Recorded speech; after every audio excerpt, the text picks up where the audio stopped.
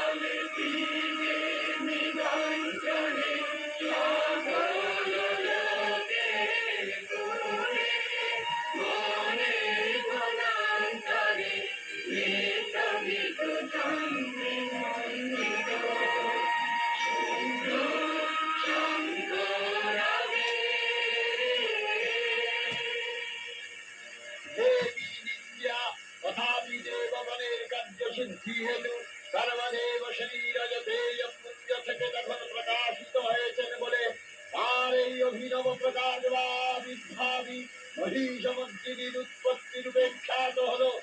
দেবী সজ্জিতা হলেন অপরূপ রণচন্ডী মূর্তিতে।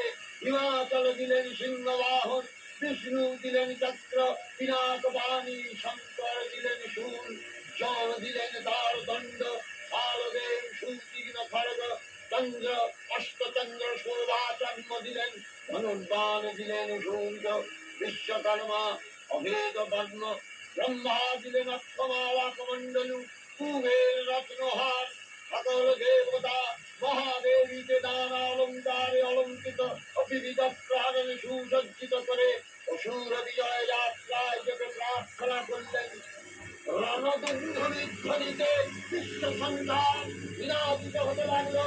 যাত্রার মুখে সুরনরলোকবাসী সকলে দশপ্রাণধারিণী দশভুজা মহাশক্তিকে ধ্যানমন্ত্রে করলেন অভিবন্দনা। ওম শান্তি, ওম শান্তি, ওম গণেশায় নমঃ, গণেশায় নমঃ, গণেশায় ওম বিষ্ণু, ওম বিষ্ণু, শ্রী দুর্গায় নমঃ, শ্রী দুর্গায় নমঃ। আজ চণ্ডীপাঠ মা দুর্গা আজ ধরাধামে অবতীর্ণ হলেন।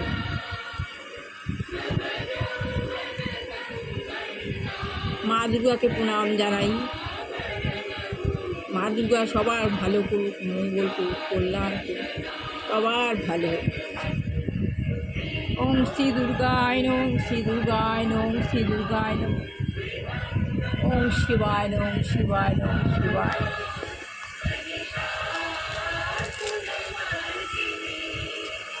শ্রী গুরুদেব দুর্গাপ্রসন্ন পরমহংস দেবায় নমঃ, শ্রী গুরুদেব দুর্গাপ্রসন্ন পরমহংস দেবায়, শ্রী শ্রী গুরুদেব দুর্গাপ্রসন্ন পরমহংস দেবায়।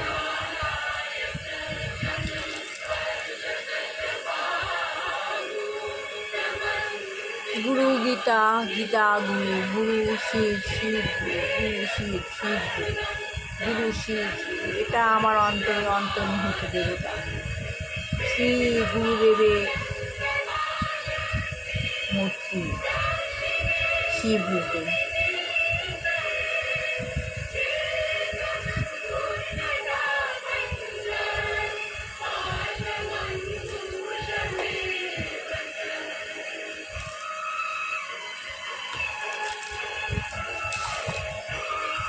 গীতা, গীতা গুরু, গীতা, গীতাই গুরু, গুরু গীতা, গীতা গুরু।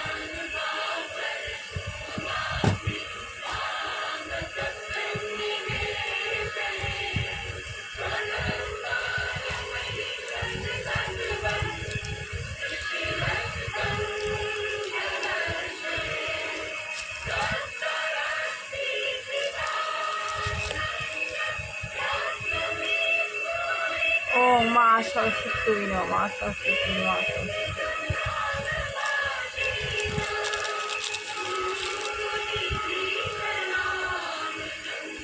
ওম শ্রী লক্ষ্মী দেবায় নমঃ, ওম শ্রী লক্ষ্মী দেবায় নমঃ, ওম শ্রী লক্ষ্মী দেবায়।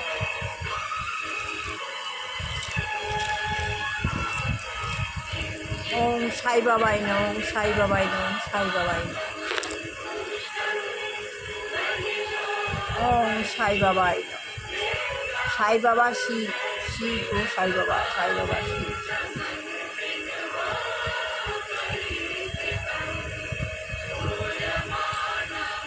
গীতা গুরু, গীতা, গীতা গুরু।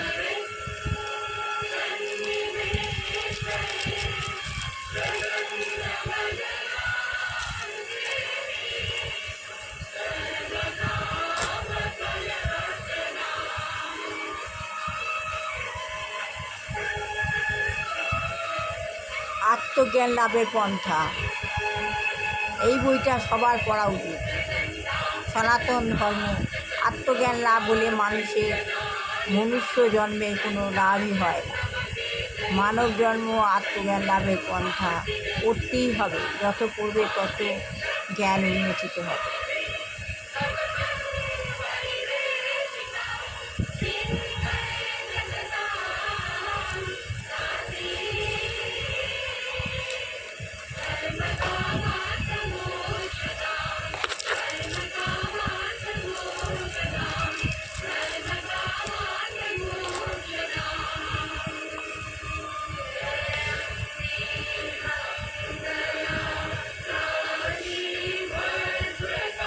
সংস্কৃত শ্লোক উত্তিষ্ঠত জাগ্রত প্রাপ্য বরান নিবোধত পুরস্য ধারা নিশিতা দূরত্বয়া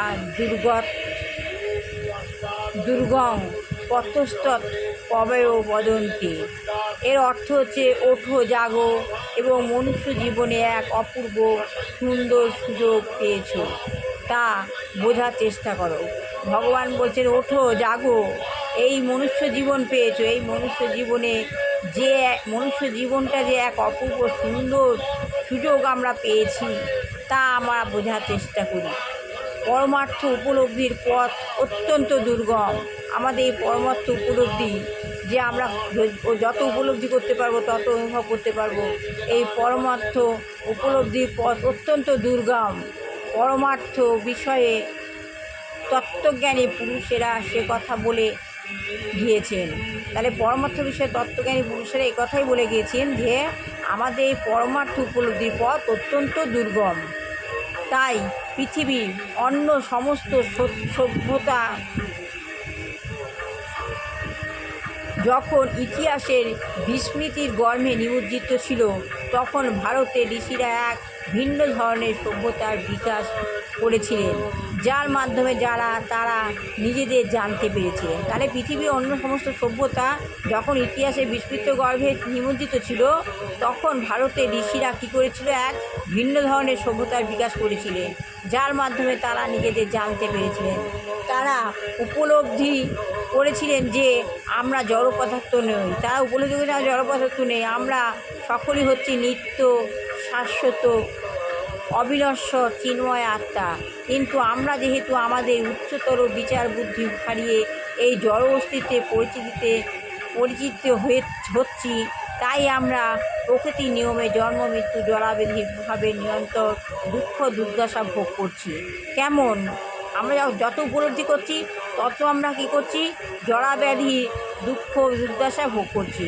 কোনো রকম জড়জগতের আয়োজনের মাধ্যমে এই দুঃখ দুর্দশা নিবৃত্ত সম্ভব নয়, কেননা জড় ও চেতনা হচ্ছে সম্পূর্ণ ভিন্ন দুটি দিক। তাহলে জড় চেতনা দুটি সম্পূর্ণ ভিন্ন দুটি দিক। এই একটি জলের মাছকে ডাঙায় ডাঙায় সমস্ত সুখ স্বাচ্ছন্দ্যগুলি তাকে দিলেও যেমন তার প্রচণ্ড দুঃখ দুর্দশা একটু নিবৃত্তি হয় না। তাই একটি জলের মাছকে যদি আমরা ডাঙায় তুলে দিই, সমস্ত সুখ স্বাচ্ছন্দ্যগুলি তাকে দিলেও যেমন তাকে ডাঙায় তুলে সমস্ত সুখ স্বাচ্ছন্দ্য দিলেও যেমন তার প্রচণ্ড দুঃখ দুর্দশা একটু নিবৃত্তি হয় না, ঠিক তেমনি আমাদের স্বরূপে আমরা চিন্ময় আত্মা হওয়ার ফলে এই জড়জগতের সমস্ত সুখ স্বাচ্ছন্দ্য আমাদের তৃপ্তি সাধন করতে পারে না। জলের মাছটিকে জলে ছেড়ে দিলে আবার সে যেমন আনন্দে উদ্বেল হয়ে খেলা করতে শুরু করে, আমরাও তেমনি যখন এই জড় জগতের বন্ধন থেকে মুক্ত হয়ে চিৎ জগতে প্রবেশ করতে পারি, তখন আমাদের সমস্ত দুঃখ দুর্দশা নিবৃত্তি হয়। আমরা যদি পরমার্থ লাভে উন্নতিত হই, আমরা উন্নতিত হতে পারলে আমরা যতটা দুঃখ দুর্দশা নিবৃত্তি হই, একটি মাছও ঠিক সেরকম। চেতনা আত্মা এবং জড় পদার্থ দুটি সম্পূর্ণ ভিন্ন রকম উপাদান। তাহলে আত্মা, চেতনা আত্মা আর জড় পদার্থ দুটো সম্পূর্ণ ভিন্ন রকমের উপাদান, দুটো আলাদা। আমরা সকলেই হচ্ছি চিন্ময় আত্মা। তাই জড়জগতের সমস্ত আয়োজনের মাধ্যমে আমরা আমাদের স্বাভাবিক অবস্থায় ফিরে যাই। এটি হচ্ছে প্রাচীন ভারতীয় সভ্যতার বাণী, এটি ভগবদ্ গীতার বাণী, এটি বেদ, এটি পুরাণের বাণী, এটি হচ্ছে সমস্ত আচার্য দেবের বাণী। শ্রী চৈতন্য মহাপ্রভুর ধারায় আমাদের বর্তমান আচার্যদেব সেই বাণী প্রচার করে গেছেন। তাহলে আমরা কিভাবে আমাদের ভগবানের প্রতি উপলব্ধি করতে হবে সেই পড়াটাই করছি। সবার ভালো লাগলে লাইক শেয়ার কমেন্ট অবশ্যই করবেন। সবার ভালো হোক, কল্যাণ হোক, মঙ্গল হোক। দুষ্টু বাচ্চা ভালো করে পড়াশোনা শিখে মানুষের মতো মানুষ হোক, বিবাহযোগ্য ছেলে মেয়ের বিবাহ হোক, চাকরিযোগ্য ছেলে মেয়ের চাকরি হোক, সবার কল্যাণ হোক। যে ঘরে দুরাচারী গৃহিণী রয়েছে, আমাদের পরিবেশকে কলুষিত করে, ভগবান তাকে চেতনা দিক, না হয় তাকে সরিয়ে নিক। পরিবেশকে তারা কলুষিত করছে। আর যেসব ঘরে বৃদ্ধ বৃদ্ধা রোগাগ্রস্ত বা যুবক যুবতী রয়েছেন, ভগবান যেন তাদের মুক্তি দেয়। আর চণ্ডীপাঠ, মা দুর্গার আগমন, ধরাধামে মা দুর্গা আজকে চলে এলেন, মা দুর্গা বাপের বাড়ি এলেন। মা দুর্গা সবার ভালো করুক, কল্যাণ করুক, মঙ্গল করুক, সবার দুর্গা পুজো ভালোভাবে কাটুক, সবার ভালো হোক, কল্যাণ হোক। এইভাবে আমি আজ শেষ করলাম। মা দুর্গাকে শতকোটি প্রণাম, মা দুর্গাকে শতকোটি প্রণাম, মা দুর্গাকে শিব গুরুদেব, শিব গুরুদেব, শিব গুরুদেব শতকোটি প্রণাম। এই বলে আমি আজ শেষ করলাম।